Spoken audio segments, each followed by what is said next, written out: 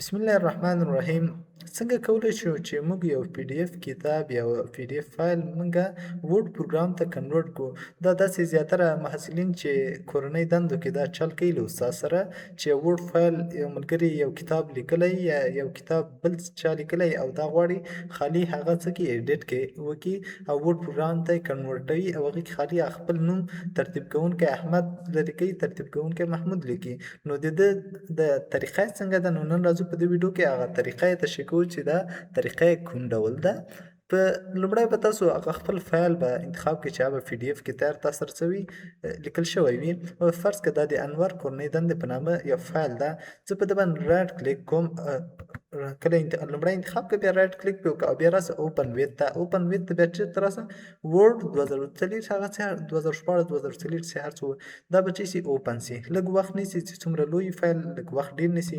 دا به اوکې کوي. کله چې دا پروسس ترسره سي نو دا به څه سي، تاسو هغه فایل ورډ ته څه کنورټ سه. اوس تاسو راسئ که دلته چېرته هر څه لیکل سوي دا لیکنه ورته بولډوئ، بل رقم رنګ ورکوئ یا نور داسې تغیرات یې کې دلته اوس یو چا لیکلي وي، لکه د مثال په طور دلته د صفحې په آخر کې یو کس لیکي چې ترتیب کوونکی، لکه زه راځم دلته لیکم چې ترتیب کوونکی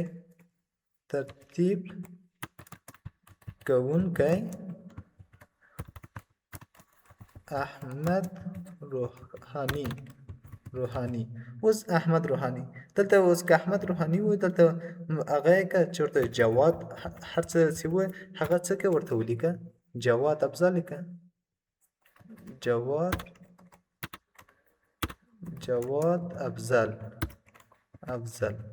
دا ډایرکټ کله دې دا نوم چې هغه که یعنی مطلب چینج دی که د رایټ کلیک پې وکړه او بعد هغه به څه کړي کنټرول ایس پې کلیک کړي. کنټرول ایس چې کلیک کړه او دلته به راسي یو نوم به ورکړي، هغه خپل ځای به ورته وښیي چې کوم ځای کې دا غواړئ سیف کړي. زه راځم چېرته دا راځم په ډي ډرایو کې او ډي ډرایو کې چېرته سیف کومه همدلته په ډي ډرایو کې سیف کومه. انور کورنۍ دنده سوه. دلته به زه څه ورته ولیکمه دا ډیلیټومه دومره او دلته ورته لیکم د جواد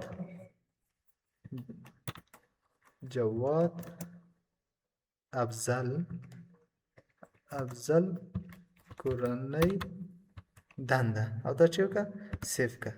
اوس کورنۍ دنده هماغه کورنۍ دنده به خو ډایرکټ څه وسوه، هغه نوم مې راوخیست تغیر کړ دلته واچوه. دا ګوره زیاتره پروفیسر یا د کوم چې محصلین په څلورم سیمستر کې دغه کوم مونوګرافونه چې لیکي زیاتره خلک داسې یو چل کوي چې د مخکینۍ یا د تېرې دورې محصلینو کوم مونوګرافونه لیکلي یا د نورو پوهنتونو هغه یې پی ډي اف ته اړولي ډایرکټ رااخلي او دلته خالي خپل چینجینګ کې راولي او څه کوي هغه ورډ فایل ته تبدیلوي او بیا څه کوي پی ډي اف ته. پی ډي اف طریقه موږ ښودلې هم ده چې څنګه کولی شو موږ یو ورډ فایل پی ډي اف ته واړوو. استاد ګورې جواد افضل کورنۍ دنده که چېرته په ده باندې ډبل کلیک ډایرکټ دا څه شوه موږ ته راغله.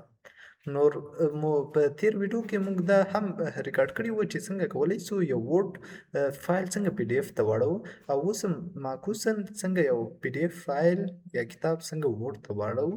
نو هیله لرم چې یو څه مو راڅخه زده کړي وي. نور ښه وخت ښه چارې.